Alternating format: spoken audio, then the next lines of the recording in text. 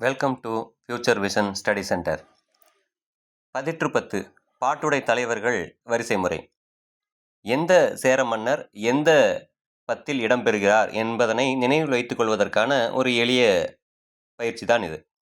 முதலில் எந்தெந்த பத்துகளுக்கு நமக்கு பாட்டுடை தலைவர்கள் இல்லை என்பதனை நாம் அனைவரும் அறிந்திருப்போம். முதல் 10ம் இறுதி 10ம் நமக்கு கிடைக்கவில்லை. 2ஆம் 10 இமயவரம்பன் நெடுஞ்சேரலாதன்.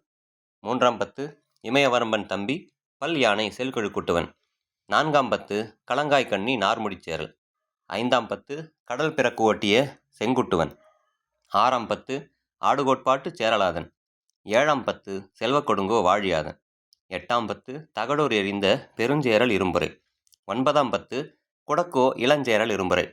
முதலில் இந்த பெயர்களை நாம் முழுமையாக மனதில் இருத்தி வைத்துக் கொள்ள வேண்டும். பிறகு அந்த பெயர்களில் இடம்பெறுகின்ற ஒரு சில குறிப்புகளை மட்டும் நாம் தனியாக எழுதி வைத்து நினைவில் வைத்து கொண்டால் நமக்கு எந்த வரிசையில் எந்த பாட்டுடை தலைவர் இடம்பெறுகிறார் என்பதனை நாம் நினைவில் வைத்துக் கொள்ளலாம். முதலில் 2ஆம் 10ல் இமயவரம்பன் என்ற வார்த்தை, 3ஆம் 10ல் பல் யானை என்ற வார்த்தை, 4ஆம் 10ல் களம் என்ற வார்த்தை, 5ஆம் 10ல் கடல் என்ற வார்த்தை, 6ஆம் 10ல் ஆடு அந்த வார்த்தை, 7ஆம் 10ல் செல்வம் என்ற அந்த வார்த்தை, 8ஆம் 10ல் பெருஞ்சேரல் என்ற வார்த்தை, 9ஆம் 10ல் இளஞ்சேரல் என்ற வார்த்தை. இதை வைத்து ஒரு வாக்கியமாக நாம் நினைவில் வைத்து கொண்டால் இந்த வரிசை முறை நமக்கு என்றும் மறக்காது. இமயவரம்பன் பல் யானை வைத்து களம் கண்டவன், கடல் தாண்டி போய் ஆடு விற்று செல்வந்தன் ஆனான், பிறகு பெருஞ்சேரல் இளஞ்சேரல் பிறந்தார்கள்.